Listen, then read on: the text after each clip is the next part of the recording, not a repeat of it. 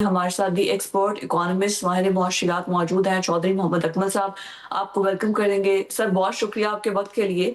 क्या पाकिस्तान में अभी तो रिसेंटली 74 रुपए हमें बड़ी खुशी होती है कि एकदम से रिलीफ मिला है। जिस तरीके से आलमी मार्केट में तेल की कीमतों में कमी आ रही है और अभी सबसे निचली सतह पर है, तो क्या इसमें मजीद पेट्रोल की कीमत में कोई कमी हो सकती है, पेट्रोलियम लेवी में, टैक्सेस में, और आवाम को इसका रिलीफ मिलेगा? देखें, एक तो आपने ये जो लफ्ज इस्तेमाल किया कि रिलीफ मिला है, तो वो पिछले 2-3 महीनों के मुकाबले में अगर हम बात करें तो रिलीफ मिला है। लेकिन अगर हम जब जंग से पहले के हालात थे उसके हिसाब से बात करें तो कोई रिलीफ नहीं मिला। 275 रुपए जो है वो तेल और डीजल की कीमत थी जनवरी में, जब ये जंग शुरू नहीं हुई थी अमेरिका और ईरान की। अब जो है वो तकरीबन 300 रुपए जो है वो लीटर है पेट्रोल, और 315 रुपए लीटर जो है वो डीजल है। तो जी इसको सर। हम रिलीफ तो नहीं कह सकते। अलबत्ता ये है कि जो प्राइसेस इंटरनेशनल मार्केट में ऊपर चली गई थी, हमारे यहाँ पे भी पेट्रोल और डीजल की प्राइसेस 425 रुपए पर लीटर को टच करके आई हैं, और इंटरनेशनली $120 पर बैरल तक जो है वो गई थी। तो अब जो है वो उसमें थोड़ा सा ठहराव ठहराव आया है, ये अमेरिका का और ईरान का जो मुआहदा हुआ है उसके बाद। और आज की अगर मैं बात करूं तो तकरीबन $69 पर बैरल भी जो है वो ट्रेड होते हुए देखा गया है, जो खाम तेल हम्म। जिसकी अगर हम बात करें, जो हम गल्फ का यूज कर रहे होते हैं। तो उस सूरत हाल में जो हुकूमत ने आगे रिलीफ दिया है, वो कंपैरेटिवली अभी भी जनवरी के मुकाबले में कम है। ऑल दो के प्राइसेस भी जनवरी की सतह के ऊपर अभी नहीं आई हैं। जनवरी में ज़ाहिर है $60 पर बैरल के ऊपर ट्रेड हो रहा था ऑयल इंटरनेशनल मार्केट में। अभी भी आज की तारीख में भी $10 पर बैरल जो है वो वहां से ज्यादा है। लेकिन स्टिल जो है हम्म। ना, मेरे ख्याल में जो रिलीफ एक्सपेक्ट किया जा रहा था या किया जाना वैसा चाहिए, मिला नहीं। ताकि हमारी इंडस्ट्री कंपेटिटिव हो सके, एग्रीकल्चरल ग्रोथ जो है वो अचीव हो सके, जो टारगेट्स उसके रखे गए हैं उसके लिए डेफिनेटली जो फ्यूल प्राइसेस हैं वो बड़ा मरकजी इसमें किरदार अदा करती हैं। तो उसमें अगर कमी ज्यादा ना की जाए और पूरे का पूरा रिलीफ आवाम को ना पहुंचाया जाए, तो डेफिनेटली इससे दीगर जो माशी अशारिये हैं वो भी मुतासिर होंगे। तो 300 रुपए जो है वो मेरे ख्याल में रिलीफ नहीं है, निस्बतन कम रिलीफ है अगर जनवरी के मुकाबले में देखा जाए। हाँ, अलबत्ता ये है कि मौजूदा सूरत हाल में देखा जाए तो ठीक है, it's okay, not bad not good. तो इस ये वाली पोजीशन है। आज की रात की अगर मैं स्पेशली बात करूं, जो कीमतें रिवाइज की जाएंगी, तो इंटरनेशनल हम्म। मार्केट को देखते हुए मैं कह सकता हूं कि हुकूमत के पास 10 से 15 रुपए का मार्जिन अवेलेबल है due to decline in prices, के जो है वो मजीद आवाम को रिलीफ दे दिया जाए। और ये रिलीफ अगर नहीं, अब डीजल के हमको ऊपर रिलीफ दिया दे जाए दिया तो जाए, ये तो ज्यादा आपने बात फायदेमंद कह होगा। दिया। इतना दर्द दिल जो है वो हमारे हुकूमती नुमाइंदगान के दिल में भी उठ जाए, जहाँ रिलीफ दे सकते हैं वो दे सके। बट साहब, एक तरफ रिलीफ देने की बातें हो रही हैं, 300 रुपए लीटर। अब चले, जंग के सूरत हाल में भी कम किया है, गाड़ियां हम बाहर से इंपोर्ट कर रहे हैं, तो ये मजीद तेल सस्ता होने की भी बात जैसे अकमल साहब कर रहे हैं।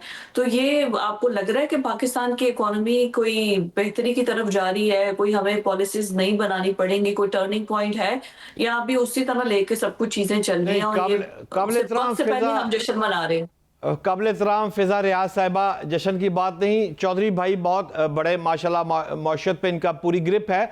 आधी बातों से मैं इख्तलाफ करता हूँ और आधी बातें इनकी ठीक है। मिसाल के तौर पर सिर्फ तेल सस्ता होने से मैं समझता हूँ कि पाकिस्तान तरक्की नहीं कर सकता। गाड़ियों की दरामदाद, ये सारी बरामदाद, ये सारी यहाँ सस्तियाँ थे महंगियाँ, ये सारी बातें ठीक है, लेकिन महंगाई पर जो दबाव है कम पड़ता है। सनत को भी कुछ रिलीफ ज़रूर मिलता है अगर पेट्रोल आपका सस्ता हो, डीजल आपका सस्ता हो।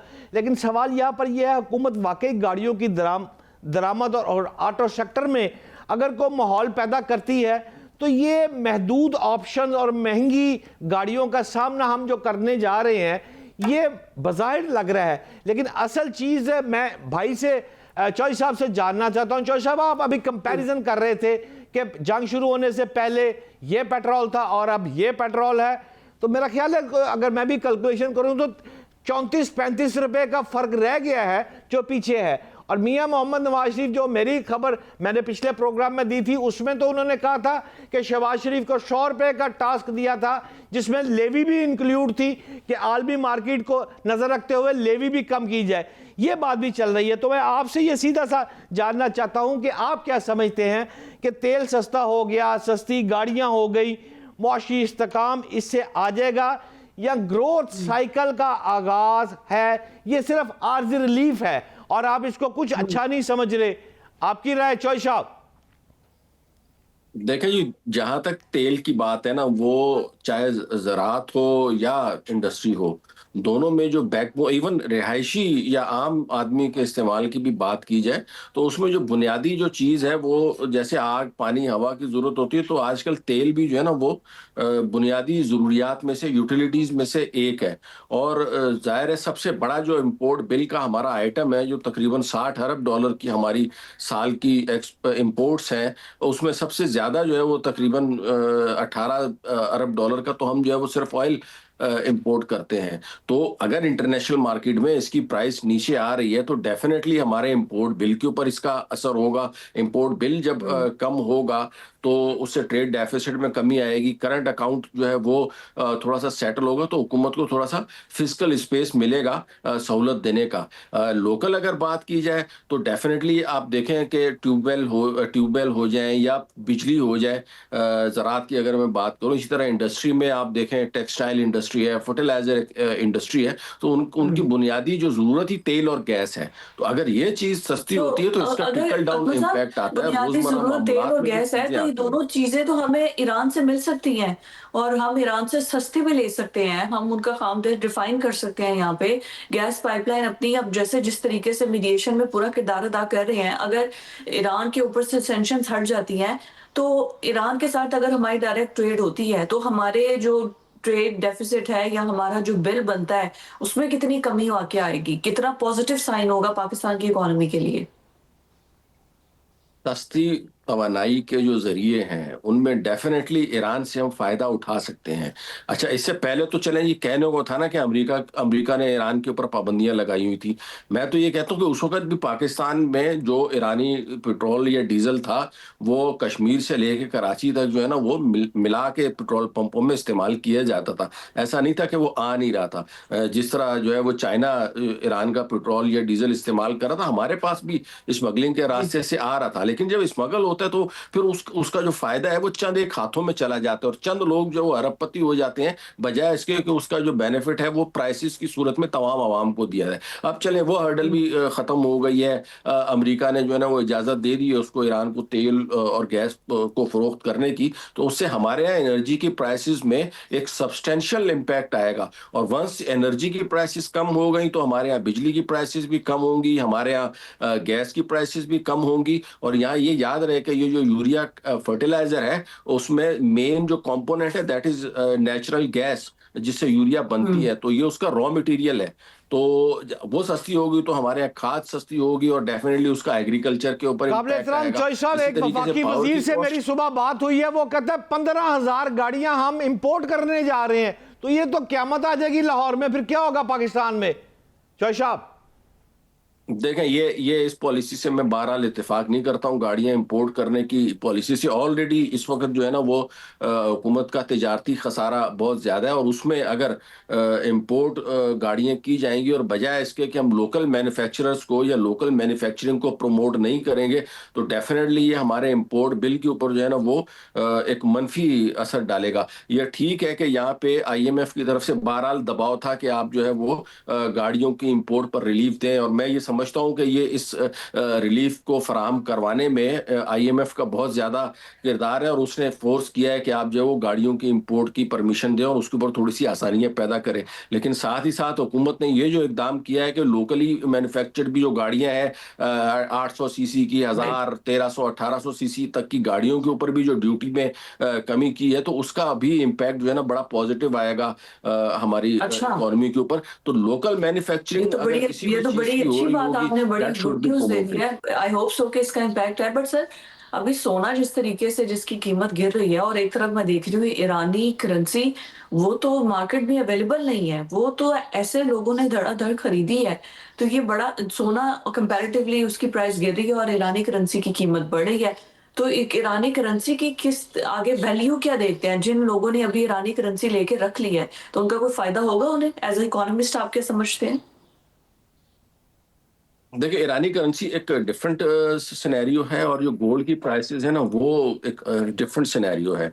इस वक्त गोल्ड या सिल्वर, इवन सिल्वर की प्राइसेस भी सब्सटेंशियली कम हुई हैं। 50-55 डॉलर पर आउंस के ऊपर आ गई थी। सोना तो $4000 पर आउंस से भी नीचे आ गया था। इंटरनेशनल मार्केट की मैं बात कर रहा हूँ, जो अपनी पीक पे $5500 पर आउंस के ऊपर भी ट्रेड हुआ है। तो $1500 की अपने पीक से जो है वो इस वक्त कम प्राइस के ऊपर ट्रेड हो रहा है। और सेम इसी तरीके से अगर चांदी की मैं बात करूं तो वो $115 पर आउंस पे गई थी, जो इस वक्त तकरीबन 58 या $59 पर आउंस के ऊपर आ गई है। अच्छा, यहाँ पे आके ना जितने भी इकोनॉमिस्ट हैं या दूसरे भी लोग हैं, उनके सबके तजिए बिल्कुल फेल होते जा रहे हैं। जिस तरीके से सोने ने और चांदी ने रिएक्ट किया ना, लोग कहते हैं कि जब जंगी माहौल होता है, जंग का वो सामान हो या जंग के इशारे मिल रहे हो, तो सोना और चांदी या जो सेफ हेवन्स है वो उनकी प्राइसेस में इजाफा होता है। लेकिन हमने ये विटनेस किया कि जी जब जंग चल रही थी तो उन दिनों में जो है वो प्राइसेस सोने की और चांदी की नीचे आना शुरू हो गई थी। इसी जी। तरीके से आजकल भी जो है अगर आप देखें तो तेल के बारे में कहा जाता है कि जी तेल जब सस्ता होता है तो सोना महंगा होता है, तेल महंगा होता है तो सोना सस्ता होता है, यानी एक दूसरे के ऑपोजिट जो है ना ये मूव कर रहे होते हैं। लेकिन आज अगर आप देखें तो तेल भी सस्ता है और सोना भी सस्ता है। तो ये राइट। बिल्कुल इस वक्त जो है ना वो एक समझ से बाहर है कि ये किस तरीके से गोल्ड और सिल्वर की मार्केट, इवन ऑयल की मार्केट जो है ना वो बिहेव कर रही है। मेरे ख्याल में इसमें जो है ना इन्वेस्टर्स जो है वो बड़े संभल के और लॉन्ग टर्म इन्वेस्टमेंट वाले, या जिन्होंने लॉन्ग टर्म सोच के लिया हुआ था 5-4-3 साल की इन्वेस्टमेंट के लिए गोल्ड या सिल्वर, तो वो तो महफूज हैं। जिन्होंने बिल्कुल शॉर्ट टर्म ठीक है। इन्वेस्टमेंट के ऊपर काबिल हायर रेट एहतराम पर चौधरी साहब, परचेज मेरा किया हुआ आज था, का बिल्कुल आपसे ठीक है। आखिरी प्रॉब्लम सवाल होती है। है। बहुत हुकूमत बहुत शुक्रिया पाकिस्तान चौधरी को मोहम्मद अकमल साहब, आखिरी हमारे साथ सवाल मौजूद फिजा एक थे, रह गया था, इकोनॉमिस्ट। इजाजत दीजिएगा मुझे, एक सवाल आखिरी जी रह जी गया था। भट्ट साहब।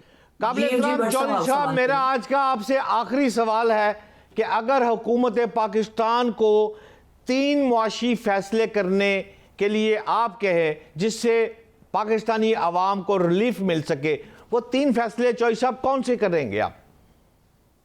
नंबर 1 तो मैं कहूंगा जी टैक्सेस में जो है ना वो कमी की जाए। नंबर 2 पावर और ये जो एनर्जी की प्राइसेस हैं इनमें कमी की जाए। नंबर 3 टैक्स बेस में जो है ना वो बेशक इजाफा किया जाए। तो अगर हुकूमत टैक्स बेस में इजाफा करती है, टैक्स रेट्स में कमी करती है तो उसका फायदा होगा। इसी तरीके से एनर्जी की प्राइसेस में कमी करती है, बिजली की प्राइसेस में कमी करती है, तो वो भी डेफिनेटली हमारी इंडस्ट्री को और हमारी सर्विसेज सेक्टर को बहुत ज्यादा चीजें प्रमोट कर रही होंगी। तो इन दोनों चीजों में फौरी तौर के ऊपर जो है वो हुकूमत को कमी की जरूरत है। अगर ये नीचे आ जाती है तो डेफिनेटली इन्फ्लेशन बिल्कुल ऑटोमेटिकली जो है ठीक वो हो नीचे गया। आ जाएगा। तो मतलब आपने वही बातें कर दी हैं जिससे डायरेक्ट आवाम को रिलीफ मिले, तो कभी इन बातों पे अमल नहीं करेंगे।